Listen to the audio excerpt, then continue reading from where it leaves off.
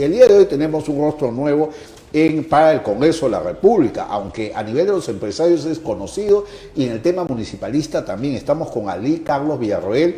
Él es presidente de ANAVIF, Asociación Nacional de Boticas y Farmacias Independientes del país. Ha sido regidor de ATE, un distrito muy importante, ATE Vitarte, y en estos momentos es candidato al Congreso por democracia directa con el número 4, un economista que conoce el tema de los números y está inmerso en el tema de los medicamentos, algo importante. ¿Cómo estás, Ali? Bienvenido en Punto Municipal. Muchas gracias, Ricardo. Muy buenas noches y un saludo a toda la audiencia de tu programa. Y encantado de estar acá en tu programa y la oportunidad que nos das para poder exponer ante la opinión pública. Ali, antes de hablar de tus proyectos, del tema de la campaña, va a haber tiempo, todavía estamos comenzando, pero algo importante que tú los has estado manejando desde hace ya varios días, te hemos visto en muchos medios defendiendo este tema de esta ley cuestionada de los medicamentos genéricos que de todas maneras se promulgó con decreto de urgencia, sin Congreso, todo se hizo y ha perjudicado a muchas boticas, a muchas farmacias. Cuéntanos un poco brevemente este tema, Ali. Gracias, Ricardo. Sí, nos permite explicar que ANAVIF es la Asociación Nacional de Boticas y Farmacias Independientes del país y nos queremos diferenciar de la gran cadena.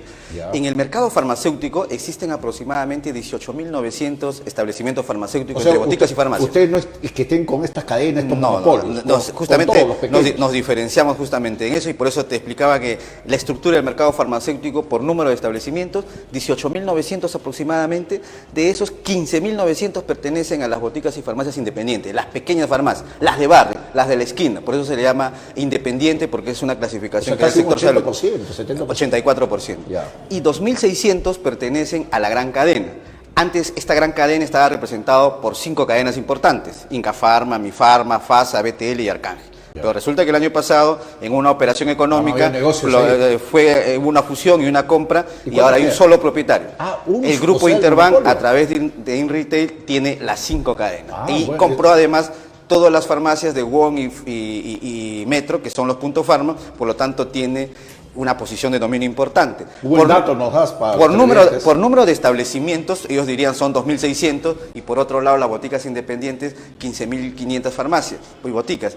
Pero en la facturación del mercado, en valores monetarios, la participación del mercado de esta gran cadena representa el 63%. O sea, ellos se le llevan todo. Una sola empresa, el 66% de toda la torta del mercado. Y por otro lado, las 15.500 boticas independientes tienen solo el 37% de participación, repartida en toda la atomización de 15.000 boticas independientes. Buen análisis, sí, hay que analizar ese tema. Esa es la estructura del mercado que nos permite entender un poco de por qué existe una posición de dominio y cómo tiende al alza de los precios, porque alguien está dominando el mercado por esta distorsión.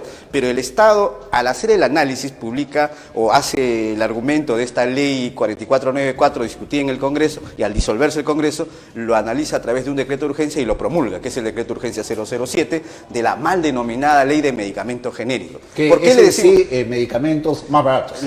¿Por qué le decimos mal denominada de ley de medicamentos genéricos? Porque esta ley no es una ley exclusiva de medicamentos genéricos, es una ley que habla de productos biológicos, habla de equipos médicos y habla de medicamentos y de entre ellos de los medicamentos genéricos y del fortalecimiento del sector salud.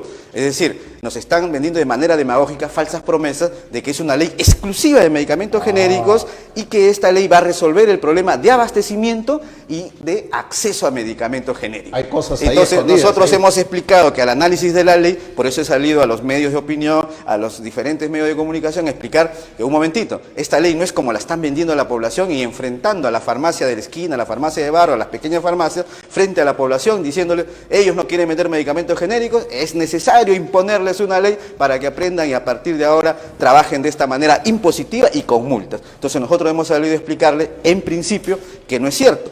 La negación que efectivamente existe en la gran cadena, hay una percepción negativa de la población que cuando va a una farmacia de la gran cadena le niegan los productos genéricos, pero cuando va a una botica de barrio, de la esquina, sí lo encuentra. Entonces nos quieren culpar por un tema que nosotros no somos partícipes de ese problema. Sin embargo, si bien es cierto estamos de acuerdo con la ley, el espíritu de la ley, el fondo de la ley, que es de promover y generar el acceso a medicamentos genéricos, en los que estamos en contra y cuestionamos es un artículo de esta ley. En la disposición cuarta, el cuarto artículo de la disposición disposición complementaria habla de la imposición de una lista de medicamentos con stock mínimos para que sean expendidos por las farmacias privadas bajo pena de multa. ¿Qué quiere decir esto en buen romance?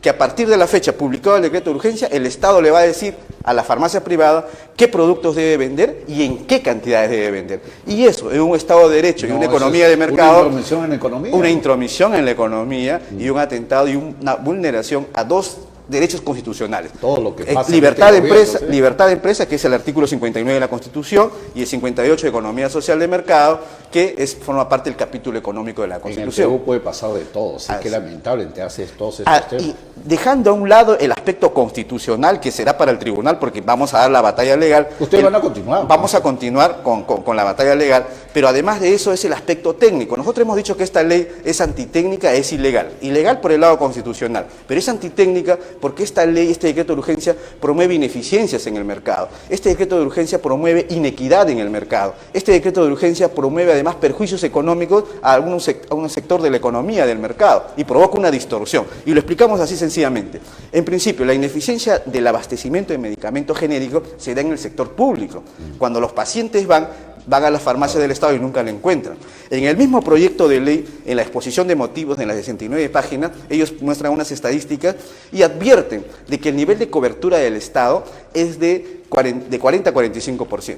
¿Qué significa esto? Que de cada 10 pacientes o personas que van a un hospital público, solo 4 encuentran medicamentos en la farmacia y 6 tienen que salir afuera a buscar en la farmacia privada. Como el Estado es incapaz de resolver ese problema, impone una ley y les dice a partir de ahora van a la farmacia privada y ahí van a tener los medicamentos genéricos bajo penas de multas, de una manera impositiva, sancionadora. Se gobierna así, ¿sí?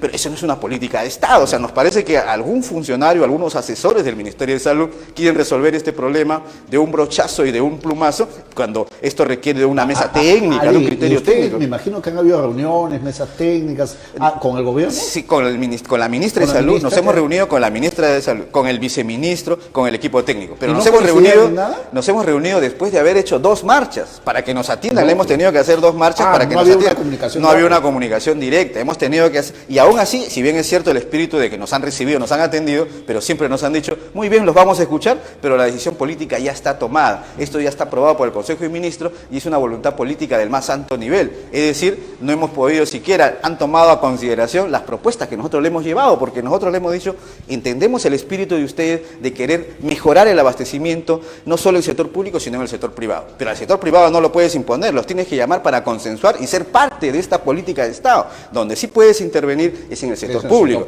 porque ese es tu sector, pero lo que no puedes hacer es controlar la oferta en el sector privado, porque eso es intromisión a la economía.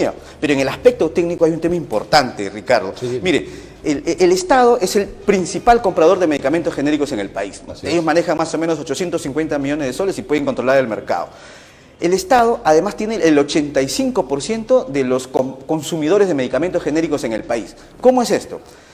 Actualmente tenemos 17 millones de personas afiliados al SIS, según la publicación oficial de Su Salud. Además tiene 1 millón de personas en la sanidad de las fuerzas policiales y en la sanidad de las Fuerzas Armadas del Perú. Y tiene 10 millones de personas afiliadas en el Seguro Social, de salud. En suma son 28 millones de personas a cargo del Estado. Eso representa el 85% de los 32 millones de personas que existen en el país. Si el Estado tiene a su cargo 28 millones de personas, el 85% de la población, para entregarle los medicamentos genéricos, ¿por qué no cumple su labor de entregarle gratuitamente los medicamentos genéricos, que esa es su labor, y deja la labor del sector privado para regular la otra parte del mercado que no puede controlar? Pero primero que se aboque al tema que le corresponde, porque por mandato constitucional el Estado es el responsable del sector, el ente rector del sector salud, y está obligado a velar por la salud pública del país. Así es. Entonces, si eso es así, ellos deben mejorar. Si su cobertura está en 40%, para llegar al 85% tienen que hacer todos los esfuerzos necesarios para poder cubrir esa cobertura, pero no lo hacen. Lo que hacen es, mejor le pasamos de taquito la pelota al sector privado, hacemos una ley para que ellos puedan vender los medicamentos genéricos. Lo que en buen romance le están diciendo a la población, y acá el perjudicado ya no es la botica y la farmacia independiente, el gran perjudicado es el ciudadano, el paciente, el ciudadano de a pie. ¿Por qué? Porque le está diciendo en buen romance que el Estado es incapaz de resolver el problema, no va a poder resolver el problema de abastecimiento, pero le dice, a partir de ahora he hecho una ley para que vayas a la farmacia privada, ahí lo consigues, pero con tu dinero.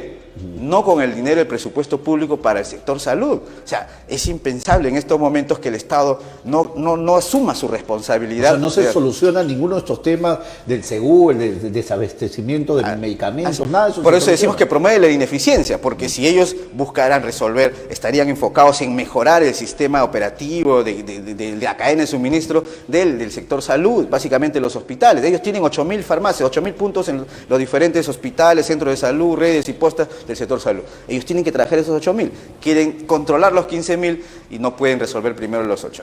Yo creo que ahí hay un gran problema de ineficiencia. Pero el principal problema de todo esto que trae como conexo es el perjuicio económico a las pymes, porque al obligarles a tener un listado único de medicamentos con stock mínimo, lo que le está diciendo es, a partir de ahora tú no vas a vender según la demanda de tu farmacia en la zona de tu jurisdicción, sino con la lista que te voy a imponer y con las cantidades que te voy a imponer. Pero esos ítems que nos van a dar probablemente no se vendan o no rotan en función de la demanda, y como tienen fecha de vencimiento, esos productos van a generar pérdidas. Bueno. Entonces, y si no cumplo la lista, voy a tener una multa de 2 UITs, 8.400. Esto es lesivo para una pequeña farmacia en Tumbes, en Piura, porque 8.400 puede significar el exterminio de una pequeña botica. Entonces, lo que le hemos dicho a ellos es de que eso es una medida arbitraria y lesiva, y por eso consideramos que si en el mediano y largo plazo de las 15.000 que somos ahora en este momento, se reducen a 10.000, se reducen a 5.000, ¿quién termina beneficiándose en el mercado? La gran cadena, que es 2.600 y tiene el 63%, una vez que se disminuyan y desaparezcan las pequeñas boticas,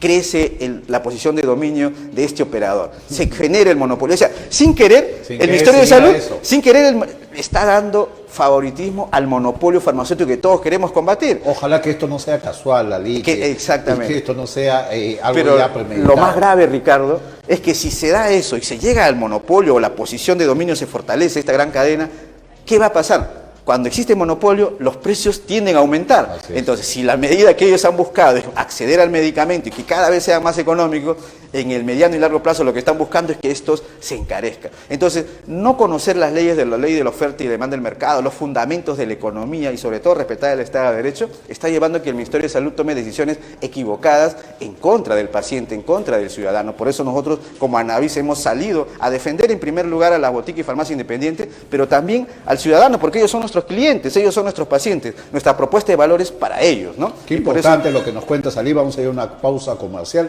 Muchos de estos temas los vecinos no conocen y es importante esta gráfica que nos ha dado el presidente de ANAVIF, Asociación Nacional de Boticas y Farmacias Independientes del país, Alí Carlos Villarroel. Vamos a ver. Bueno, continuamos con nuestra entrevista y ahora nos vamos al tema electoral. Hay elecciones y qué bien encontrar gente nueva y gente capaz. Primero hemos tenido la introducción de Alí Carlos Villarroel para que nos hable del tema de los medicamentos y estamos viendo que él conoce el tema económico y estos profesionales como tú, Alí, y no es para alabarte ni porque estás acá, pero necesitamos profesionales que estén en el Congreso, ya que de ahí se van a manejar muchas leyes. Se habla mucho de la juventud, todo, pero yo también digo, tiene que haber experiencia, no podemos también ser ciegos. El Congreso no es una sala de reuniones donde vamos a soñar. Tenemos que decidir desde el momento. ¿Qué te lleva a postular ahora al Congreso de la República?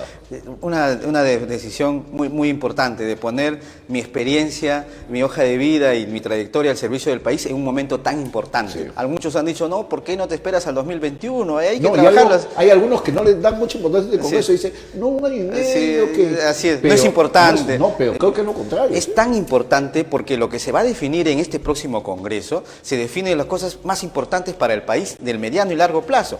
Lo que se viene, solo nos quedan 3 legislaturas ordinarias. Y en esta legislatura que se viene, se va a ver el tema de la inmunidad parlamentaria, se va a ver el tema de la elección, de terminar la elección del Tribunal Constitucional, se va a ver el tema de terminar la reforma del sistema de justicia. Son temas se va a preparar para las elecciones presidenciales. Así es. Y lo más importante, revisar los decretos de urgencia que en este periodo está haciendo el gobierno. El gobierno está solito ahí, hay que vigilarlo. Y tenemos que tener gente preparada que conozca el tema, cada quien en sus diferentes especialidades. No significa que sean obstruccionistas, que vayan a pelearse, no, porque hay maneras. Yo ayer criticaba porque hablamos de los excongresistas y de repente ahora que se puede analizar, no es que sean malos, pero es la forma muchas veces, porque de alguna manera uno puede discutir, pero hay que saber comunicarse. No uno se puede enfrentar sin algún sustento. Yo pienso que ese ha sido ese tema. Exacto. El Perú ya no está para un nivel de confrontación. Perdemos tenemos tiempo. Nuestro país necesita darle gobernabilidad, pero gobernabilidad no al Ejecutivo, sino gobernabilidad al país. Y para eso se necesitan consensos, y es el arte de la política, y es el equilibrio de poderes. Para eso se necesita estar preparado, tener además que la ciudadanía exija que a la hora de evaluar a los candidatos al Congreso, cuál es la agenda parlamentaria. No podemos tampoco crear la demagogia de venir a ofrecer y engañar y ofrecer obras. Que vamos a poner colegios, de que ustedes vamos a poner puentes donde no hay ríos, vamos a ofrecer escaleras y muros donde no hay cerros. Entonces, lo que ustedes no manejan dinero. Hay que así es, el congresista no tiene capacidad de gasto. Las funciones están definidas: función legislativa, función de fiscalización y de representación. En ese esquema, el congresista tiene que saber trabajar y articular con la ciudadanía, porque también es cierto que la población ha perdido el enfoque de que está representado con el Congreso, porque los congresistas y el Poder Legislativo ha perdido legitimidad frente a ellos porque no siente que lo representan. No, es que se tiene que volver ese tema, porque se habla mucho de que se les baje el sueldo, que se les quite las canastas. Yo pienso que estamos yendo ya a una ignorancia en ese tema. Ayer lo discutía, tenemos que defender la institucionalidad del Congreso. No se trata de las personas, sino que de nuestro Congreso de la República. Porque si vamos a hablar con esta mala información que tenemos, un poco más y que haya una revocatoria, también están pidiendo. Entonces, ¿qué vamos a tener? O sea, hay algo importante que tú has dicho, Ricardo. Esta campaña y estas elecciones parlamentarias, lo que se va a definir no se va a abrir un debate ideológico y programático, porque en esta campaña no se va a elegir un nuevo presidente, ni nuevo un plan de gobierno, ni un cambio de la política económica. Es algo totalmente lo que se va a definir ya está total, es terminar el periodo de los congresistas que han sido disueltos. Eso hay que explicar bien a la población. Así es. Y en el marco de esas funciones hay mucho por hacer, porque han quedado cosas pendientes de las que ya hemos explicado, y así como muchas obras y proyectos de inversión que los diferentes distritos de Lima tienen graves problemas, pero que el congresista, a través de la función de fiscalización y de representación, puede lograr articular trabajando con los ministros, trabajando con los diferentes funcionarios del Estado, como lo hacía un regidor. Ante un problema del vecino, llamaba al funcionario, el regidor en el medio, y articulaba. Era su nivel de representación y fiscalización, pero a la vez tenía que presentar proyectos de ordenanza, acuerdos de consejo, que es la parte legislativa. Esa es la labor de un regidor. Tuve la experiencia como regidor. Como congresista, el congresista tiene que llevar en la agenda, bajo el brazo, sus proyectos de iniciativas legislativas, que es la que nosotros vamos a presentar. Una de ellas, por ejemplo, tiene que ver con el partido que yo estoy nuevamente presentándome, porque he trabajado con Democracia Directa, la casita, ¿sí? La casita, que es el partido de los fonavistas, y ahí hay un derecho legítimo que están pidiendo muchos de nuestros integrantes de la Asociación de Fonavistas, porque existen 3 millones de peruanos que ansían de este proyecto de referéndum en el año 2010. Es el único referéndum que por iniciativa ciudadana se aprobó. Sí. Se aprobó la ley del referéndum en el gobierno del presidente García, y luego en el gobierno del presidente Humala se hizo el reglamento, pero solo se ha aprobado, le han entregado 10 soles a cada... Y eso hay que destacar, Ali, lo que tú estás diciendo, porque muchas personas desconocen esto. Ha sido un referéndum, ha sido la unión de muchos peruanos, que hay que analizarlo, pero es una burla que estamos en la 19ª lista.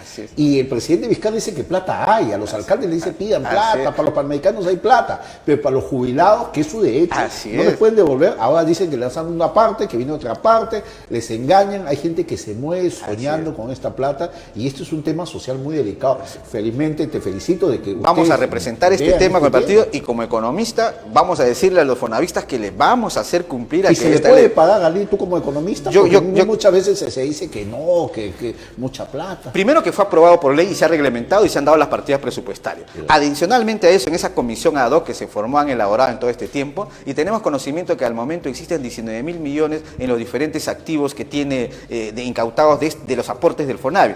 Lo que se necesita es liquidar esos activos para empezar a pagar. Pero además de eso, se tiene que crear el mecanismo de poder cumplir lo que por ley se ha aprobado, porque si no, estamos ya en la anarquía de lo que se hace en referéndum.